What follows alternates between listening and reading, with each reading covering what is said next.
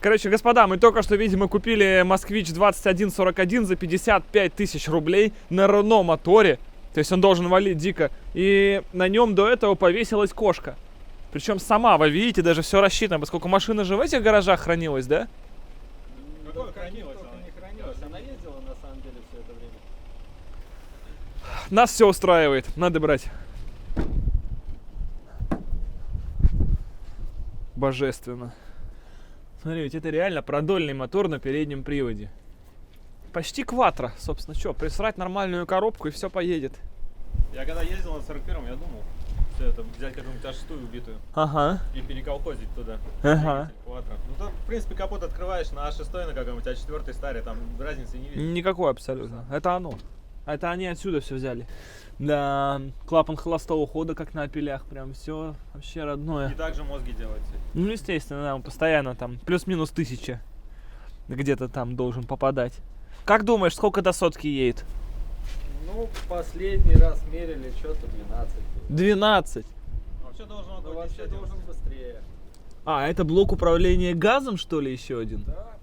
Вот этот Асад 4. Агат? Агат, да. Агат 4. Ага. Агат ни в чем не виноват. Агат, да, ни в чем не виноват. Я все понял, очень интересно, очень. Но у нас с собой взят ящер Лоджик. Сегодня будет телеметрия, пацаны. Сегодня это бестия будет давать по трусам всем Ларгусам в Купчино. Погнали. Так, нам единственное, что надо сейчас, наверное, только заправиться будет. Да. Кстати, даже с заправкой у многих сейчас возникает гемор, потому что, понимаете, в связи с текущей обстановкой все сидят дома, но кому-то нужно по-прежнему ездить, там, по делам, к родителям, на работу и так далее. А если нужно ездить, то, соответственно, нужно и заправляться. Люди переживают даже на тему, что надо идти на заправку, потому что там можно что-то подцепить. Так вот, на самом деле, сейчас есть супер лайфхак вообще. В Яндекс.Навигаторе можно заправиться прямо из навигатора. То есть там в самом обычном навигаторе, в яндексовском, теперь зелеными точечками отмечены те заправки, которые поддерживают бесконтактную оплату. То есть вы можете просто приехать на заправку и заправиться, не выходя из машины. Сейчас мы это проверим. Господа, наша задача сейчас попробовать заправиться, не выходя из машины. Подъезжаем к колонке, выбираем в приложении эту колонку и тип топлива, его количество и сумму, на которую хотим заправиться, и оплачиваем. Все. Заправщик начинает заправлять автомобиль. Выберите колонку. 3. Слышал это? Все, теперь нас заправщик сзади заправляет. Вот это прикол. Мы реально не выходим из тачки, не открываем дверь. Заправщик срисовал, что я что-то копаюсь в телефоне, сразу встал сзади и поднял руку, и стоял с поднятой рукой, чтобы оператор видел, что здесь заправляется Вот это круто. И даже литры бегут. Yes. Так, погоди, все, получается, я заправился. Все, да. Как вы видели, схема с Яндекс.Навигатором и заправками помогает не выходить из своего автомобиля, не общаться с людьми и даже не использовать наличку, потому что, есть версия, что вирус передается с помощью денег. Сервис действует уже довольно давно, и количество заправок, которые в нем, на самом деле уже стало довольно большим. Даже если на вашей привычной заправке нету этой системы, просто проедьте дальше до следующей, и там заправьтесь. Реально можно заправляться бесконтактно. Ну и чтобы вам легче было начать заправляться при помощи Яндекс.Навигатора и заправок, я оставлю от себя промокод 10% на первую заправку, но не более 150 рублей. Ссылочки, само собой, будут в описании под этим видео.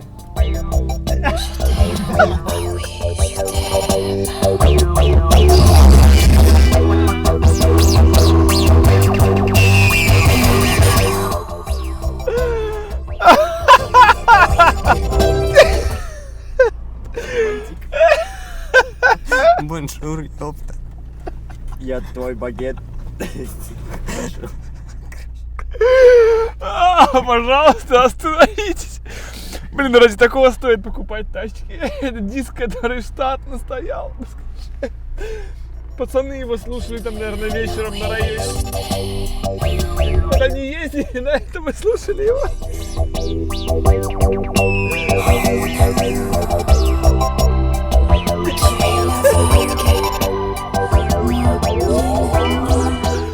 Мне страшно. Можно мы никуда не поедем? О, господи, надо как-то ехать теперь начинать.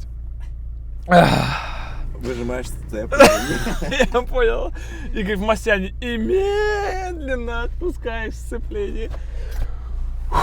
Блин. Реально пацаны ездили на этом по району. Вот зачем САП. Чтобы слушать Джутен. Ехать вдвоем в гараж.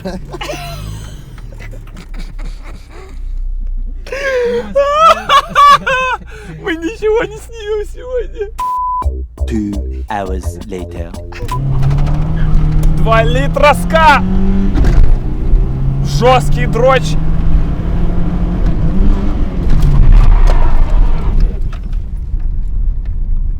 Вот это да! Нормально, тормоза есть, моторы есть, коробка есть, все шикос.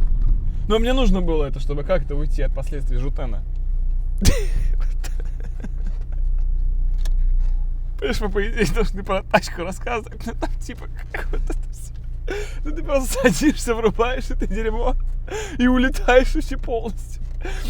С этой планеты. Короче, господа, 2-литровый Рено мотор реально едет. Из всего, что я... Блин, тут жутен играет, какая разница. Рено мотор французский. И поэтому жутен играет.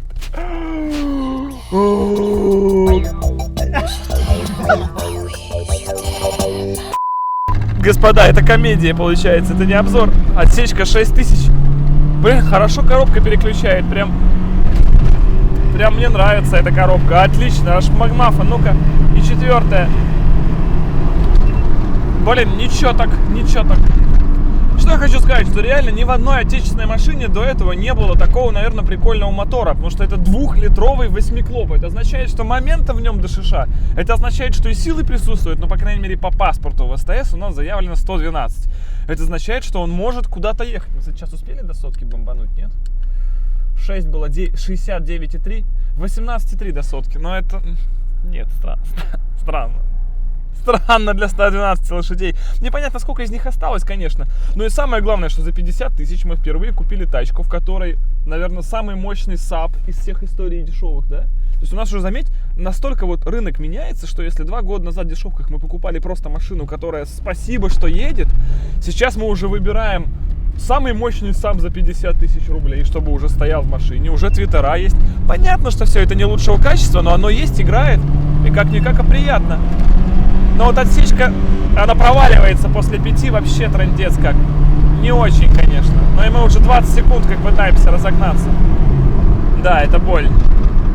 Боль еще вот в этом заключается. Небольшие лифты рулевого, вообще небольшие. То есть шумоизоляция, безусловно, отсутствующая. Дребезжит пластик, печка работает так-сяк, тяп-ляп, короче, не очень. Но при этом сидишь как человек. То есть это одна из тех машин, как вот ИИШ, к примеру, когда ты покупаешь за полтос. То есть тут вообще нормальная посадка иномарки. Очень по дизайну мне нравится КПП, например, селектор КПП. Ты в него садишься, но он сразу кажется тебе прикольным. Прям офигенски сделано. Приборы читаются по кайфу, все. Печка, но это понятно, что это все, да. Это все АЗЛК, к сожалению. Был у них какой-то свой особенный стиль в дизайне, который был кроме них больше никому не понятен. В нем нету какого-то смысла, но есть вот такой подлокотник. Регулируется он только вместе со спинкой сиденья пассажира. То есть, чтобы мне сейчас подлокотник привести вот так, мне надо Владяна запечатать в камеру. Это неприятно. Зачем? Нам нужно жалеть Владяна. Это Никитос сзади чилит там, кстати. Места для ног у Никитоса нет вообще сзади. Очень неудобно ему там. Ну-ка. Слили. Блин, очень много низов. И переключаться надо где-то на 5. Сдувается он после 5. Не вывезет. 14, уже хорошо. Ну, короче, в идеале он поедет 12, я согласен, да. Пацаны говорят, что они его мерили, причем пацаны до этого даже снимали обзор на эту тачку. Представляете? И там можно, наверное, его посмотреть. Не греется, зарядка есть, бензин присутствует, давление масла показывает на приборах. Нормально. Очень низовой, шикарный, 2 литра 8-клапанный двигатель. Я очень люблю такие моторы. Такие были в свое время в начале 80-х, 90-х и у Renault, и Volkswagen, и у Audi, естественно, и у Opel, этот каноничный C20NE, который стоял на всем, чем можно. Эти двигатели, как правило, все весьма надежные. Естественно, никаких в них еще не было ни фазовращателей, ни непосредственного впрыска, ничего. Они все развивали 100 с хвостом лошадиных сил, ходили практически вечно, пока ГРМ не разлучит нас. Но даже в этом случае половина из них не гнула клапана. Такой же этот мотор. И главное, в нем для этой машины нереальное количество низов. Не надо подгазовывать на старте, нужно просто, да можно хоть бросить сцепом, мне кажется, везде он проедет. Руль мне нравится, неужели это завод? Как ты считаешь? Он выглядит как не завод прямо. То есть просто прожимаешь и едешь, все, очень кайфово. Ну-ка. блин, как его болтает. И после 5000 совершенно сдувается. То ли что-то не то с мотором, то ли СГА не добавили. Понятно, что она жалее управляется. Иш рулился лучше, я честно хочу сказать. Иш был вообще, наверное, топовым из всех 5000 дешевок, честно говоря. Сколько бы мне не нравился там Узам этот и так далее, это было лучшее. Все остальное, Москвич, он, очевидно, вот тяжеловат. Очевидно, у него слабый кузов, просто слабоватый. Вот прям вот не очень. Ну-ка. Ну, блин, такое количество низов. Просто конь. С 2000 он способен, по-моему, уничтожить все, что только движется перед ним. Адская тачка. Но вот, к сожалению, общая расхлябанность. Мое кресло вот так вот делает. Владяна также делает, потому что, как я понимаю, предыдущие собственники на этой машине проездили год. То есть это нормальная себе живая тачка. Не та, которая просто, знаете, на убой там вот взял ее на недельку, типа, передержаться и так далее. Нет, совершенно дейли вариант. Чистые документы, стоит на учете на этих же ребятах, а не как обычно ДКП с ДКП. Даже страховка в наличии. Все в порядке с ней. Офигенно прет снизу. Просто офигенно прет снизу. Такие звуки, ты никогда не понимаешь. Трактор, это наш? Да. Я не знаю, шутки про Цоя, наверное, неуместны, но, в принципе, я понимаю, почему так все произошло. Главное нам не повторить, конечно, эту судьбу. Очень страшно. Вот так как-то более-менее на нем исполнять. Лежак, все, капс, да, по Двисону. И второй, давай. Да. Понятное дело, что все это в печальном состоянии. Непонятно, какое оно было новое с завода. Наверное, чуть получше. Но, с другой стороны, лишний вес и все проблемы Москвича, даже новые с завода, никуда бы не ушли. Ты замечаешь, что когда мы поворачиваем, нас всех вот так вот делает. Оу, щет! Просто вот... Это желе. Это прям конкретно желе. И как жарко, капец, печку не выключить. Выключается она только краном под торпедой. Самое обидное получается, что мы получили что? 2-литровый мотор на 113 лошадей, а едет она так же, как и все остальное, на 1.6. Блин, вот это постоянно такой, ты ешь, ага, щас, играю, лежак, бабам, yes. Я бы так сказал, если вы хотите спокойно ездить, просто спокойно ездить, эта тачка лучше, чем все остальное. Она больше, тяжелее, комфортнее, вальяжнее, чем та же классика, тот же Иш. Да, наверное, чем многое, практически все остальное, что можно купить за 50 тысяч. Если вы хотите реализовывать 2-литровый мотор, который здесь стоит, его, во-первых, на удивление не хватает, даже несмотря на то, что он самый мощный из всего, что можно было купить, наверное, за эти деньги среди условно отечественного производителя, да? Во-вторых, он все равно не едет, это все равно тот же разгон, что и 1.6. А зачем вам тогда такие заморочки, если все, что у вас есть, вам не помогает? Но он, безусловно, очень приятный в эксплуатации. Низы, конечно, их никуда не спрячешь. Они есть, они прям вот... Давай, дорови с подушек, там мотор-то нет? Вот реально парни мне, когда его отдавали, они сами сказали, и на нем нужно просто аккуратно ездить. И они были 100% правы. Прям это они сказали не зря.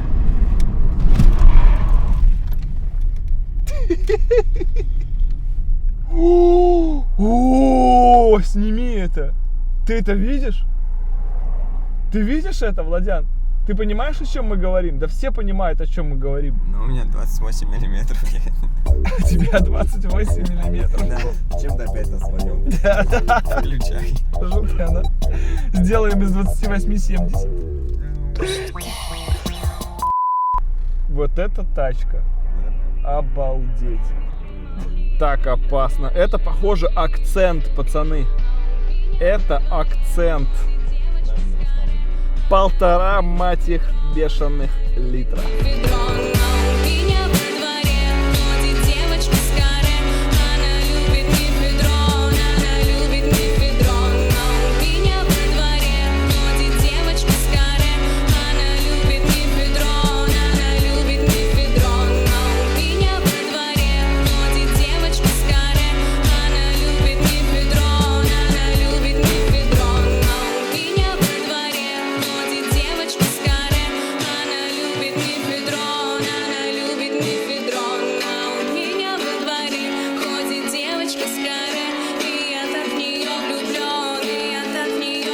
Итак, господа, посмотрите, какое сокровище нам досталось. Секундочку, я что-то забыл. По-моему, 95-го года. Парусек. Если ты не гомосек.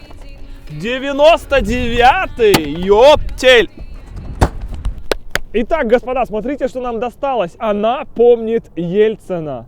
Внезапно, 99-й год. Москва. Все еще могло быть хорошо. Уже совсем скоро он устанет и уйдет, а Москвич останется. В этом и прикол. Плюс 2-литровый реношный мотор, который продюсирует в лучшие свои времена по СТС 112 лошадиных сил. Да все это причем еще и на 2 литрах и 8 клапанах, что дает ему прогнозируемые 130, 140, а может быть и более ньютон-метра крутящего момента. Это безумная штука, которая должна была стать очень комфортной и очень прикольной. Плюс это уже Светогор. Это время бесконечных рестайлингов, бесконечных попыток сделать из москвича автомобиль. Потом пойдут лонги, калита, и прочее, то, что там потом изобретали директора этого завода, но пока все еще вот так. Все могло быть нормально, если бы не старая добрая Кать. Нас сдует нафиг сегодня. Просто природа. Ты что, решила провентилировать парковку? Я просто не врубаюсь, что происходит. Короче, в теории это самое комфортное, большое, типа настроенное, более-менее сделанное отечественное транспортное средство, типа после Волги. Хотя Волга тоже такая штука на любителя. Так вот здесь все-таки передний привод, продольный мотор на переднем приводе. Это практически Audi. Казалось бы, что может пойти не так? Не так, естественно, пошло качество. Само собой, наше внимание также привлекла безумнейшая наклейка «Стиль утили». И если эти фотки были сделаны для объявления ночью, вроде он такой казался на дисочках, я еще подумал, да какой стиль утили, он реально до него не тянет. Фактически, конечно, мы сейчас видим, что абзац. Смотрите, скрытная установка газового оборудования, которое фактически снято, но оно здесь есть. А ведь это неплохо. А ведь прямо если бы не сказал, то, наверное, бы и не увидели. Фаркоп. Наверняка проблем не возникнет. Это вот те самые видео, когда по трассе прицепы отваливаются. И самое главное, естественно, что в салоне, вернее, багажнике установлен немаленький такой САП в закрытом ящике с фазоинвертором. В общем, все нормес. Есть у нас и домкрат, и, кстати, баллоник вот этот я себе заберу. У меня такой был телескоп, он сломался. Вот тут надо...